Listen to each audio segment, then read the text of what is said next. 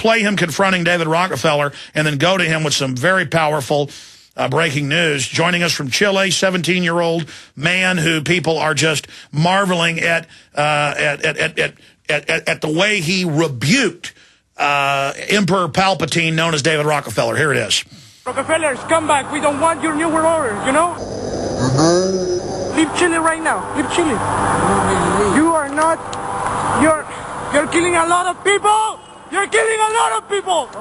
Leave here! Leave Chile right now! Leave Chile! Leave Chile!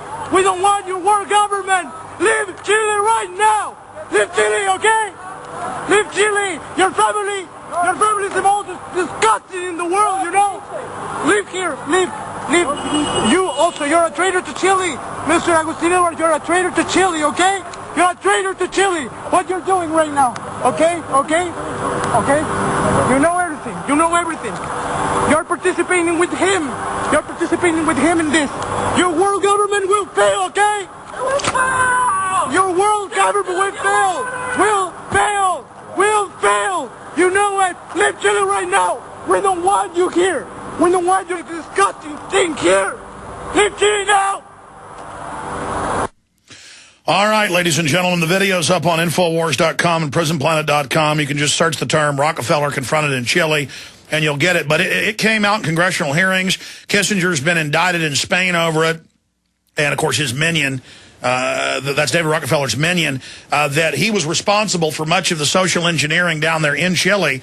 And of course, so many other evils worldwide. Mr. Rojas, great to have you on with us via video Skype from Chile. How are you, Mr. Alex Jones? I'm good. Well, tell us more about the confrontation, and then you've got some breaking news. But you've got a lot of fans out there. You told me yesterday when we finally got you on Skype that I'm your hero. Well, you're my hero. We're all together. Anybody that stands up against these mass murderers, and I've got the documents on David Rockefeller with his eugenics and the sterilants and the vaccines, anybody that stands up against this family that openly financed Hitler is a hero. Well, a lot of people in Chile are waking up right now to this truth that you spell out.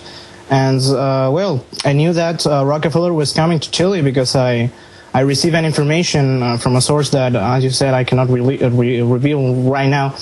But I knew this a day before David Rockefeller arrived to the airport. I was in Santiago de Chile because I had some documents that I had to submit to make something.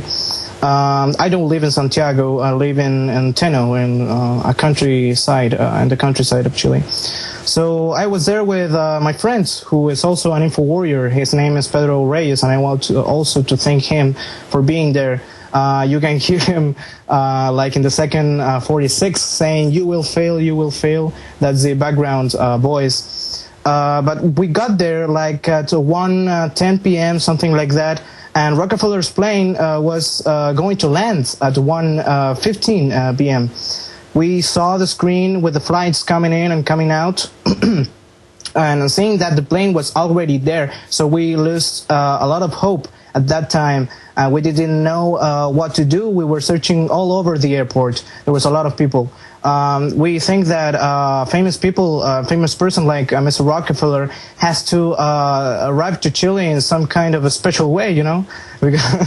Well, we began to search for the VIP section or something like that, and we asked a lot of people, where does a person comes from the airport being a millionaire, being an international banker. No one knew about him arriving to Chile. Not even the press reported it. I forced to the press that Rockefeller was going to be here, also with Mr. Agustin Edwards, who is the owner of El Mercurio.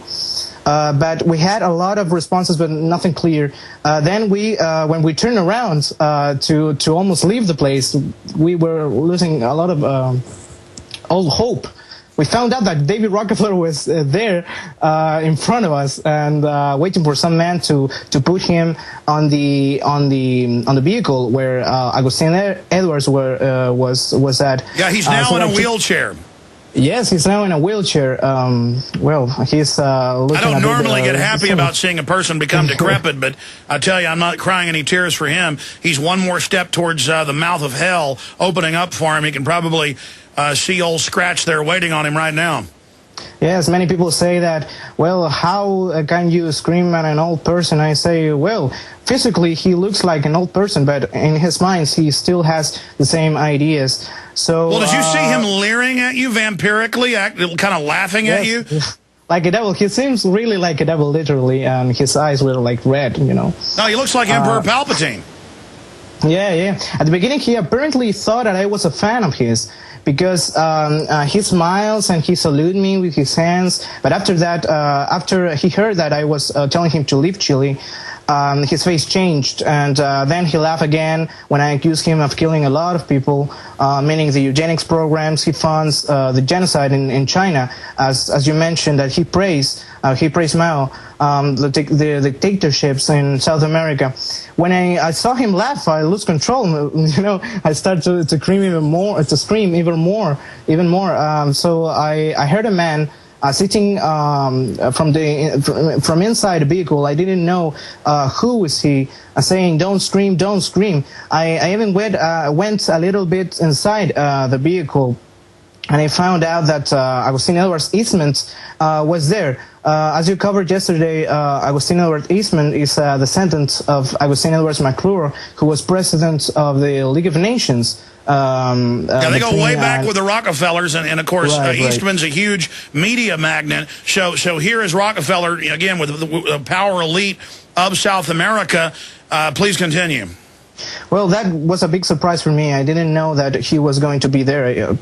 Well, I think that he wasn't prepared, Mr. Rockefeller, for this. I mean, and maybe he believes that Chile is like the Cook Islands or something like that, where he can come and leave and no one tells anything, because the bodyguards didn't do anything. Even one of them was even laughing when I was there confronting him. Well, that's what they do. It's a cover to make you feel powerless. You know, I was played a tape of Rockefeller at Bilderberg that I was not allowed to put on air. The person called his hotel room, and it was Rockefeller, because they knew what hotel he was at. And then he said, "Please call back." This was in 2008. Obama was there. And the person called back, got him, had a discussion about world government with him. But the fellow who was down there covering it from Canada was too scared to let me air it. But it was a very powerful interview. And I was only allowed to listen to it. I was not allowed to be given it. So he's still very, very sharp, but he's 96 years old. Of course, the founder of the Rockefeller family, he had a bet that he was going to live to 100, but he died a few months short of it. So David's trying to make it to 100. Stay there. Matias Rojas is our guest, joining us from Chile. He and his friend got intel from other patriots who understand the globalist agenda about Mr. David Rockefeller, who, if you had to say one person knows where the bodies are buried, one person who was at all the Bilderberg meetings, from 46 on, one person, they were really having them since 46. They didn't really start in 54 like they say. One guy who was, in U.S. intelligence before World War II, a guy that his family, gave the UN the land, developed the idea of the League of Nations. They were the ones, along with Cecil Rhodes and the Queen of England at the time. And that's why there he is with the son of the founder of the League of Nations.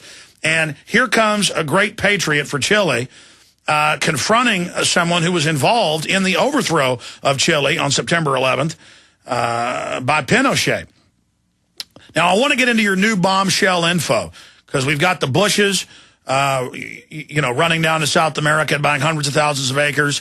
We've got so many of the elites leaving the U.S. because they know what they've done. They're getting ready to stage a civil war here. At least that's the word. You've got some bombshell info for us, Mr. Rojas, so drop it on us. Well, I find out that many elitists are buying land in the south of Chile, both in Argentina and Chile. Ted Turner, for instance, who was the founder of CNN, he has a lot of land in Argentina. Even Henry Paulson has bought a lot of land in Tierra del Fuego in the south of Chile under the Patagonia Conservation Land Trust. The most important here that I wanted to talk about that is also connected to the Rockefeller Foundation is Mr. Douglas Tompkins, so-called ecologist and global warming believer and overpopulation believer. These people are crazy. These people believe that the world is overpopulated, but they have a vast lands, and you know, it's like. Well, no, that's their admitted plan. They say they're going to get rid of us and live on giant plantations. Exactly. He has more than 2 million acres, both in Chile and Argentina, Pumalin Park, Concordado Park, and others.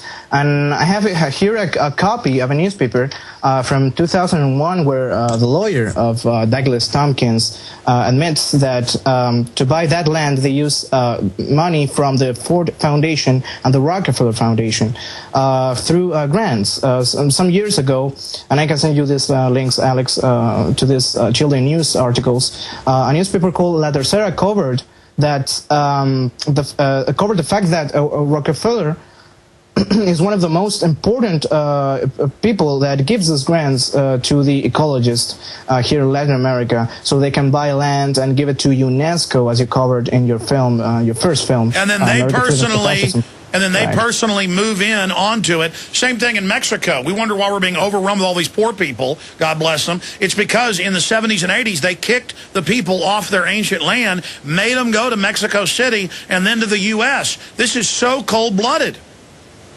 Exactly. Well, so you have Mr. Rockefeller and the Rockefeller family and the Rockefeller Foundation has a very special interest in the south of Chile. And you can see that right now because David Rockefeller is moving to the south of Chile now on vacations with this guy, Agustin Edwards, to an Island. And now, stop you there, because you have this internally from a media source. We're going to leave that alone. Same source that told you where he was going to be. David Rockefeller is exiting the United States. I'm not sure about that, but right now he's here in Chile. According to my source, he will be here at least for 10 days. But you can see how the blueprint for the takeover of Chile is happening in the south, buying all of this land. But to be clear, then I misheard you. So David Rockefeller is not moving to Chile. No. Nothing confirmed now. Well, the word I've got is that, well, we know the Bushes and others are all moving down to that general area, but you've got the news articles there about how much land he owns.